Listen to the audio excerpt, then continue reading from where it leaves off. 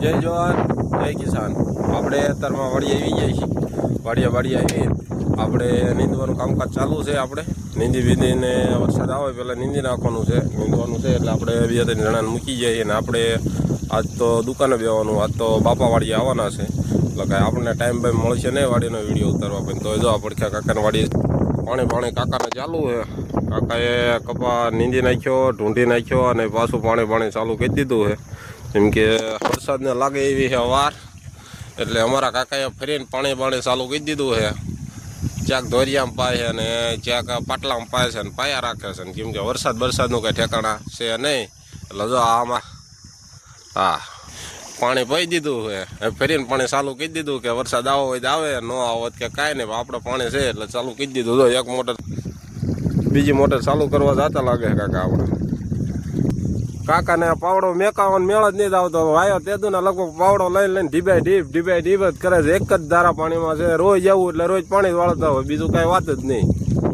નીંદીને કપા ધારો થઈ ગયો. કાકાને વરસાદની એક જ જરૂર છે એટલે કપા થઈ જાય રાગે.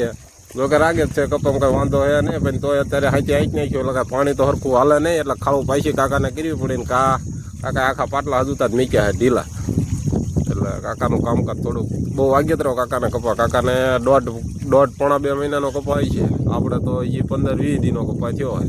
એમનો કપા જો વરસાદ થાય એટલે સીધો ઢીસણમાં જોઈએ ઓતો બોતો લાંબો કરવાનું કીધું ચાલુ. અહીંયા બીજી મોટર છે એ કાકા ચાલુ કરી દે છે અત્યારમાં. ચાલુ કીધી દે તો આપણે જવા દઈએ ઘેરે. આપણે જવાનું ઘેરે જઈને આપણે થોડુંક કામ છે કીધું ખરા. આ દુકાને આપણે બેવાનું છે એટલે બાપા આવશે, બા અને બાપા.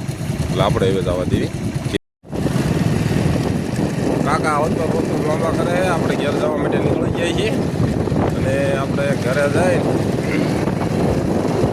એક કપામાં હાથી આંખમાં આપણે નવો જુગાડ કે લાવ્યા છીએ. જુગાડ પણ તમને બતાવીશું અને એ જુગાડ કાલે પૂરા બતાવીશું. આજ તો આપણે નહીં મેળ આવે જુગાડ બતાવવાનો, કેમ કે વાર લાગી જાય એવું મોડું થઈ જાય છે. અને મેં કર્યો હોય એટલે એ વિડીયો સાંટે છે એ અને ધાબુ ભીડ નાખ્યું છે. અને જો આ એમના